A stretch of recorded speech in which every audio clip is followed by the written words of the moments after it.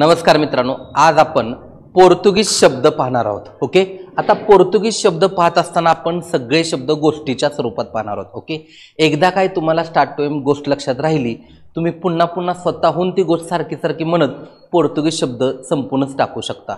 Okay, 70 ते 75 जवळजवळ पोर्तुगीज शब्द असतील. गोष्टीच्या स्वरूपात लक्षात ठेवलं, कायमचा तुमचा शब्दसिद्धीमधला प्रश्न मिटून जाईल. फक्त पोर्तुगीज शब्द. चला तर मग बघूया आपण पोर्तुगीज शब्द. ओके, वन बाय वन बघूया. आता चला, पोर्तुगीज शब्द जर तुम्हाला पाठ ठेवायचे असतील तर पहिल्यांदा हे लाल अक्षरात जे आहेत ना शब्द, कोकण, सैनिक, सोयी, सवयी, लग्न. ओके, हे 5 शब्द पोर्तुगीज शब्द नाहीत. पण गोष्ट तयार करत असताना हे 5 घटक तुम्हाला खूप महत्त्वाचे आहेत. बघा, आपण वन बाय वन बघूया. ओके, पोर्तुगीज. इथं पोर्तुगीज पहिल्यांदा, आता इतिहास सांगतं कालिकत बंदरावरती आलं, ठीक आहे, मान्य केलं, वास्को द गामा आला तिथं म्हणून. पण आपण इथं लक्षात घेत असताना महाराष्ट्रात आहे ना, महाराष्ट्रात महत्वाचं समुद्रकिनारी ठिकाण कुठलं आहे? कोकण. मग पोर्तुगीज आलं कुठं? कोकणात. आपली गोष्ट तयार करण्यासाठी आपण मानले लाल अक्षरात लिहिलेला शब्द पोर्तुगीज शब्द नाही. लक्षात ठेवा, गोष्ट तयार करण्यासाठी आपण म्हणले पोर्तुगीज कुठं आले? कोकणात. मग कोकणात आता फळं जास्त असतात. ओके, कुठल्या दिवशी आलं? ती नाताळ दिवशी आलं. कुठल्या दिवशी आलं? नाताळ दिवशी आलं. नाताळ दिवशी त्यांचं आगमन झालं पोर्तुगीजांचं. नाताळ शब्द पोर्तुगीज शब्द आहे.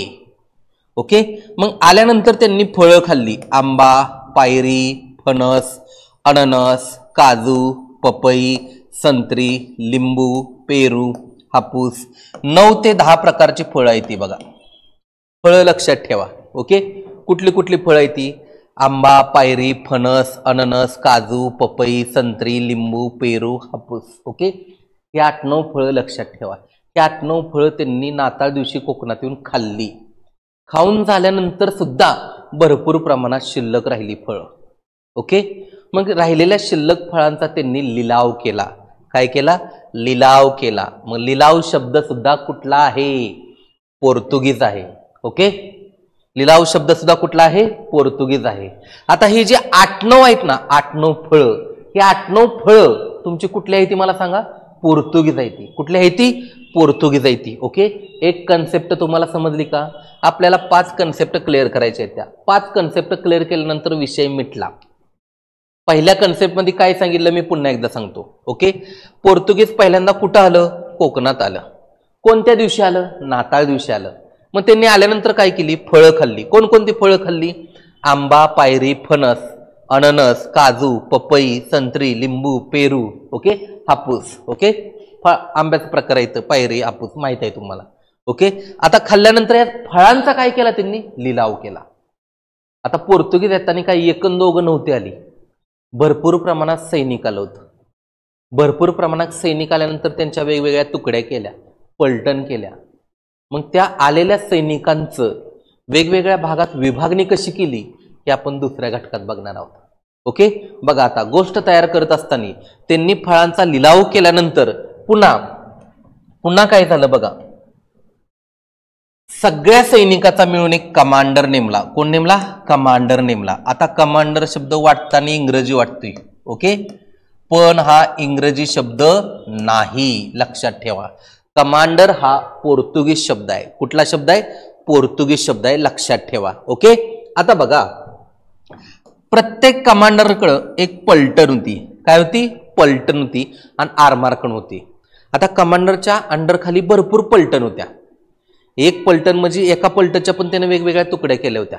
म्हणजे 20 जणांची पलटण असेल, ह्या 20 जणांची असेल, ह्या 20 जणांची असेल. ओके, आणि त्या प्रत्येक पलटणला एक कर्नल दिला होता त्यांनी. काय दिला होता? कर्नल दिला होता. आता कर्नल शब्द वाटताना पण तुम्हाला इंग्लिश वाटेल, पण हा इंग्लिश शब्द नाही. कुठला आहे? पोर्तुगीज आहे. गोष्ट तयार करण्यासाठी आपण कृती वापरतोय की कमांडर नेमला होता सगळ्या सैनिकांच्या वर. त्यानंतर त्यानं वेगवेगळ्या पलटण नेमल्या, आरमार नेमली, आणि प्रत्येकावर एक कोण नेमला? कर्नल नेमला. सगळ्या पलटणवर तो लक्ष ठेवू शकत नव्हता. एका पलटणवर एक कर्नल, दुसऱ्या पलटणवर दुसरा कर्नल. ओके, मग कर्नलाकडे काय काय असतं? आता बघा, पिस्तूल आला. ओके, हा, काडतूस आली. आता बंदूक आली, गोळी आली, म्हणजे काय आले? काडतूस आली. कर्नलाला एक वेगळ्या प्रकारची टोपी होती. काय होती? टोपी होती. आणि त्याच्या टोपीमध्ये त्या शिरपेचात फीत रवलेली होती. बघा, एनसीसी विद्यार्थ्याला माहित असेल फित काय असते, शिरपेच काय असते, लीडरला असते. ओके, सगळ्याला असेल तर चांगलीच गोष्ट आहे, लीडरला थोडीशी वेगळी असते. म्हणून इथं कर्नल आहे म्हणून कर्नलला थोडंसं वेगळं पिस्तूल असणार आहे, काडतूस वेगळं असणार आहे. यांच्याकडे बंदुकी असतील सैनिकाकडं, पण कर्नलाकडे काय असणार आहे, पिस्तूल, काडतूस सोबत असणार आहे, त्याला वेगळी टोपी असणार आहे. शिरपेच आणि शिरपेचात काय रवलेली होती, फीत रवलेली होती, म्हणजे तो वेगळा दिसावा, त्या पलटणमध्ये तो वेगळा दिसावा. जर त्याच्या विरुद्धात कोण गेलं, कर्नलच्या विरुद्धात, लगेच सैनिकाला कुठे टाकत होता, तो तुरुंगात टाकत होता. हे आपण सैनिकाच्या बाबतीत सगळं नेमलं, सगळं शब्द घेतलं. मी पुन्हा एकदा सगळी स्टोरी सांगतो बघा अर्ध्या मिनिटातच. पोर्तुगीज कुठं आलं, पहिल्यांदा कोकणात आलं. कुठल्या दिवशी, नाताळ दिवशी. आता कोकणात लाल अक्षरात लिहिलाय, लाल अक्षरात जे जे शब्द लिहिले ते पोर्तुगीज नाहीत. नाताळ दिवशी आलं, त्यांनी कुठली कुठली फळं खाल्ली, आंबा, पायरी, फणस, अननस, काजू, पपई, संत्री, लिंबू, पेरू, हापूस. आणि फळं खाऊन झाल्यानंतर राहिलेल्या सगळ्या फळांचा काय केला, लिलाव केला. ओके, लिलाव शब्द कुठला आहे, मग पोर्तुगीज आहे. मग सर्व सैनिक गोळा झाल्यानंतर सैनिकांचा एक कमांडर नेमला. कोण नेमला, कमांडर. कमांडरनं काय केलं, वेगवेगळ्या पलटण तयार केल्या. ओके, आरमार तयार केली. मग प्रत्येक पलटणला त्यानं एक काय नेमला, कर्नल नेमला. मग कर्नलाचं वर्णन कसं आहे बघा. कर्नलाकडे पिस्तूल आहे, काडतूस आहे, टोपी आहे, शिरपेच आहे, आणि त्याच्यामध्ये काय आहे, शिरपेचामध्ये टोपीमध्ये काय फीत रवलेलं आहे वरती. ओके, मग त्याच्या विरुद्धात कोण गेला सैनिक, तर त्याला काय करत होता, तुरुंगात टाकत होता. दोन घटक तुमचं झालं. आता त्या सैनिकाला सोयी काय होत्या बघा, सैनिकासाठी काय होत्या, सोयी काय होत्या.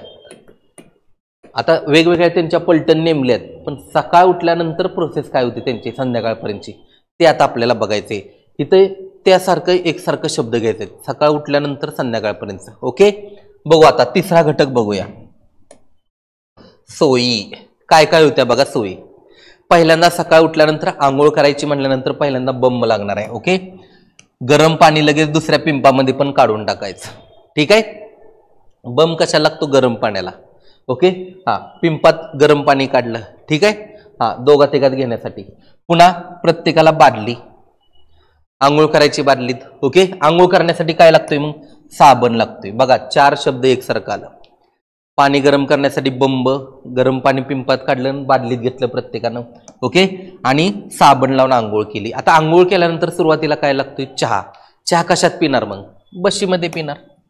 ओके, चहा पिऊन झाल्यानंतर मग तुम्हाला रोटी, नाश्त्याला काय लागते, रोटी. रोटी कशात केली, परातीत केली. बघा एकसारखं शब्द आहेत सगळं. सुरुवातीचा त्यांचा दिनक्रम चालू झालाय आता सैनिकांचा. उठल्या उठल्या त्यांनी बंब घेतला गरम पाणी आंघोळ करायला. ओके, पिंपात पाणी काढल्यानंतर बादलीत घेतलं. ओके, आंघोळ केली साबण लावून चांगली, नंतर चहा पिला. कशात पिला, बशीमध्ये पिला. ओके, पुन्हा रोटी खाल्ली, आणि रोटी कशात बनवली, परातीमध्ये बनवली. आता हे जे शब्द आहेत ना, बंब, पिंप, बादली, साबण, बशी, रोटी, परात, हे सगळे शब्द कुठला येतं, पोर्तुगीज येतं. कुठला येतं, पोर्तुगीज. ह्या त्यांच्या सोयी होत्या, सैनिकांना सोयी काय काय दिलं होतं ते होतं. पण हा सोयी शब्द लाल अक्षरात लिहिलाय, तो पोर्तुगीज आहे का, नाही, हे लक्षात ठेवा तुम्ही.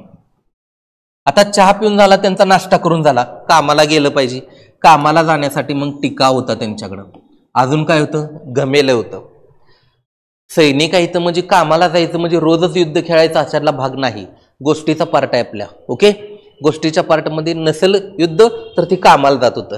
टिकाव घाम्याला घेऊन कंदू खांदायला जात होतं असं समजा. ओके, मग त्याला मचवी पण लागत होती. मग खण म्हणजे काय, खणणे.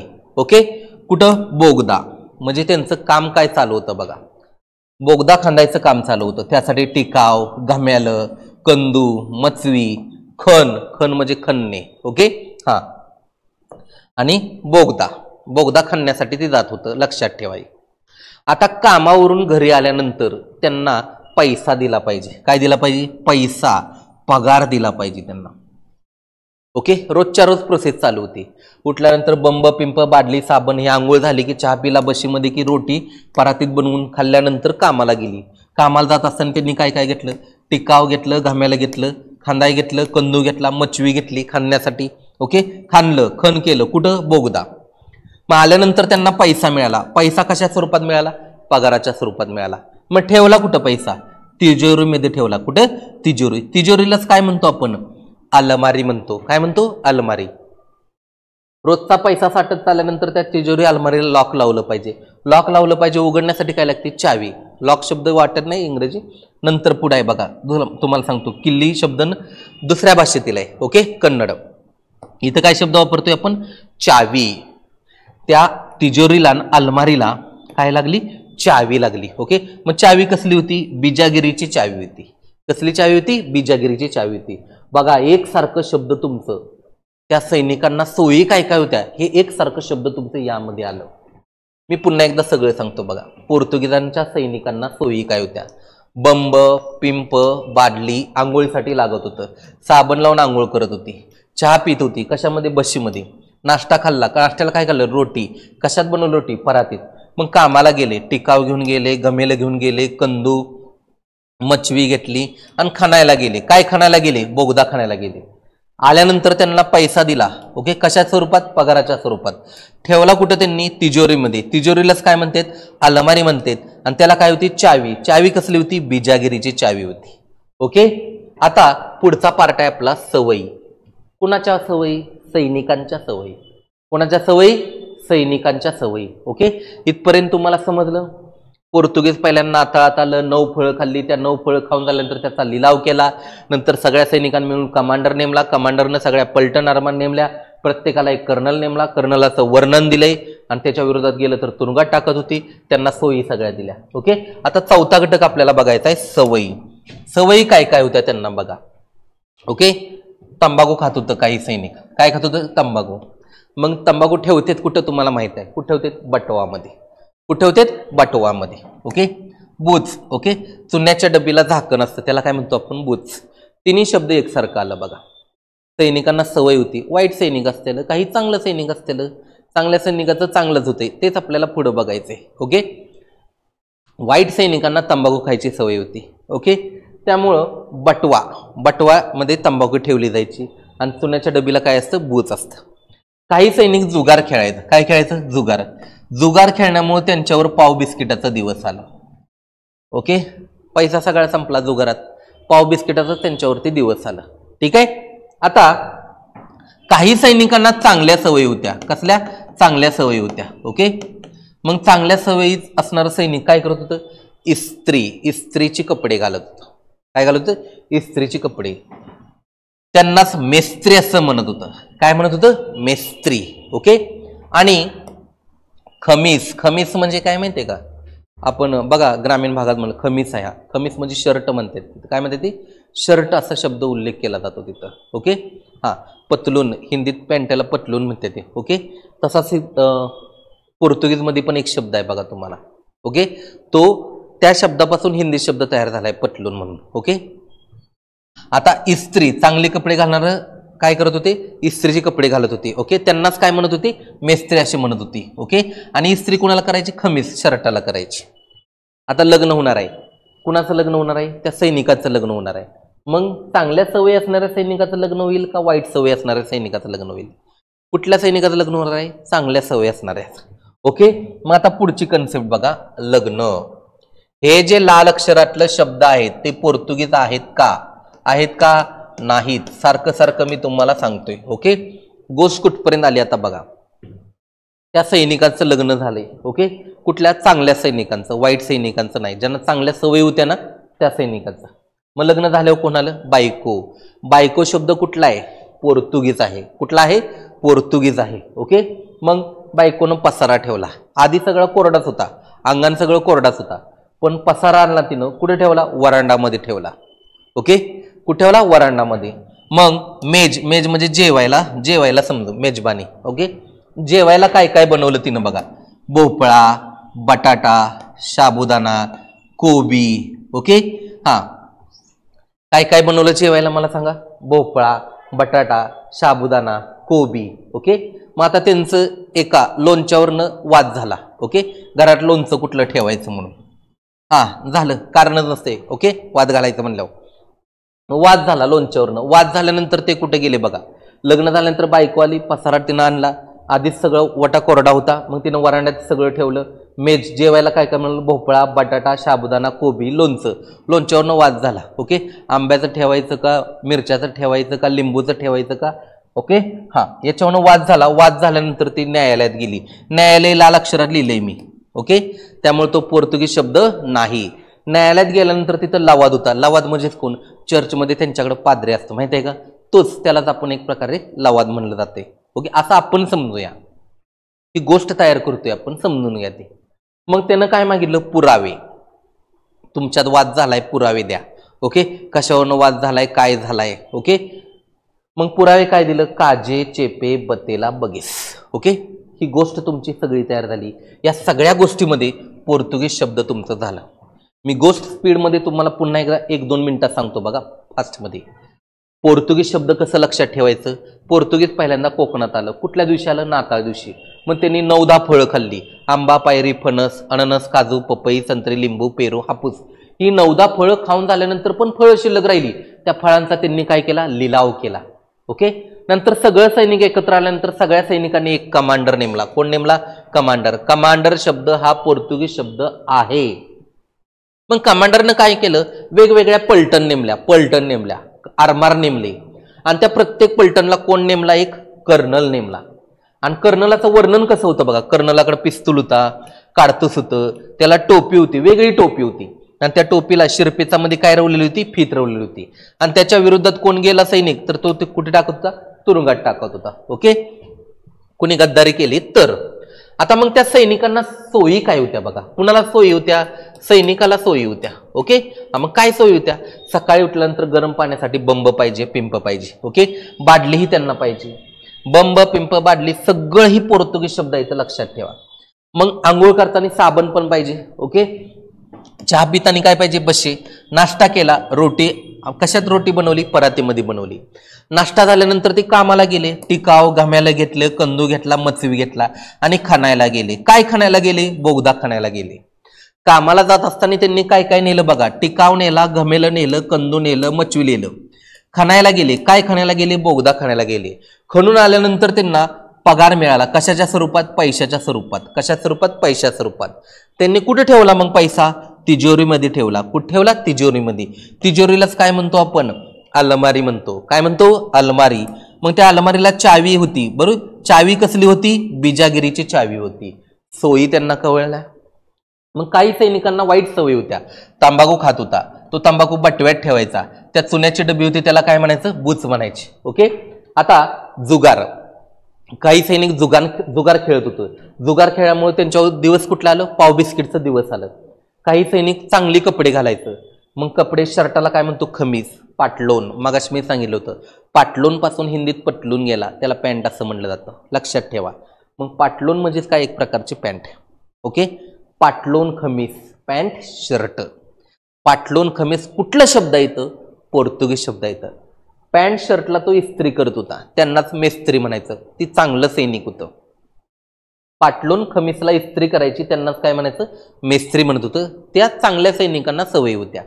मग त्यांचेच लग्न झालं. मग कोणाला? ते बायको आली. ओके, तिनं पसारा आणला. आधी सगळा वटा कोरडाच होता. ओके, नंतर तिनं वरांड्यात काय ठेवलं? सगळा पसारा ठेवला. नंतर तिनं मेज, जेवणासाठी काय बनवलं? भोपळा, बटाटा, साबुदाणा, कोबी, लोणचं. हा लोणच्यावरनं एक वाद झाला म्हणून समजा. ओके, कुठलं लोणचं बनवायचं, कुठल्या प्रकारचं बनवायचं म्हणून.